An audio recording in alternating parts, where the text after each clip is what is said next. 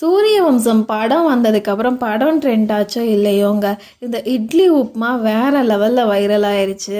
அப்போ நமக்கு எந்த யூடியூப்பும் கிடையாது.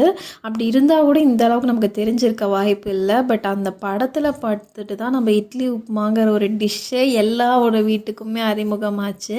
நம்ம என்ன பண்ணுவோம், அதுக்கு முன்னாடிலாம் இட்லியாக இருந்தால் இட்லியாகவே சாப்பிட ட்ரை பண்ணுவோம். அப்படி சாப்பிட முடியலன்னா நம்ம மாட்டுத்தாளியில் போட்டுருவோம். பட் இந்த படம் வந்ததுக்கு அப்புறம் தான் யாருமே இட்லியை வீணாக்காமல் உப்புமாவை பண்ணி சாப்பிட்டுட்டு இருந்தோம்.